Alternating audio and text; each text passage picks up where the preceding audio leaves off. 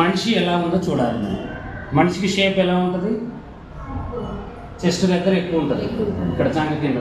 కిందికి వచ్చేసేసరికి సన్నగా ఉంటుంది. మళ్ళీ ఇక్కడికి వచ్చేసరికి అది ఇక్కడ మనం చూపించాలి కుట్లలో. అర్థమైంది? ఇప్పుడు మనం హెవీ చెస్ట్ ఉన్న వాళ్ళకి ఇట్లా వంకర కుట్టు, నిలువు కుట్టు ఎలా అయితే వేస్తున్నామో ఇది కూడా మన నడుము దగ్గరికి వచ్చేసరికి దగ్గరికి రావాలి. మళ్ళీ ఇలా సీట్ దగ్గరికి వెళ్ళేసరికి వెడల్పు అయిపోవాలి. వెడల్పు అయిపోవాలంటే షేప్ని మనం ఏం చేయాలంటే వేయడం. ఇప్పుడు మనం సమానంగా పెట్టుకున్నాం, పై పార్ట్ ఇక్కడ కరెక్ట్గా ఉంది కదా. షేప్ వేసేటప్పుడు మనం ఏం చేయాలంటే ఇది ఇలా వేసి ఇలా మనం నక్కులు దించొద్దు.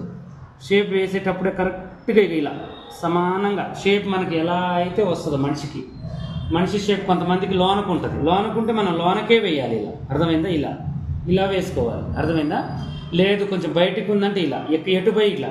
నిన్న ఆన్లైన్ క్లాస్లో ఒక సిస్టర్ నాకు కొంచెం స్టమక్ ఉంటుంది, నాకు షేప్ రావట్లేదని వేరే సిస్టర్ వాళ్ళ మధ్యలో కొంచెం ఇలా వేసుకోవడం. అర్థమైందా? సమానంగా వేయడమే, వాళ్ళకి సరిపోతుంది. కరెక్ట్గా షేప్ అనేది రాదు.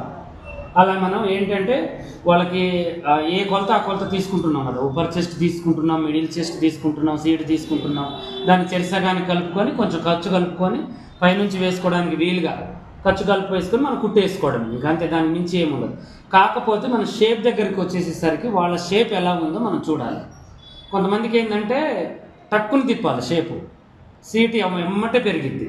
అలాంటి వాళ్ళకి మనం ఏం చేయాలి? ఇక్కడ ఎమ్మటే నెర్రగొట్టాలి ఇలా. అర్థమైందా? కొంతమందికి ఏంటంటే రౌండ్గా ఇలా ఉంటుంది షేప్. అలా మనం చూడాలి మనిషిని. బ్లౌజ్లో ఎలా అయితే మనం చూస్తామో డ్రెస్ కుట్టేటప్పుడు షేప్ని కూడా మనం అలా చూడాలి. ఇప్పుడు నువ్వు నిలబడరా, నేను చెప్తాను.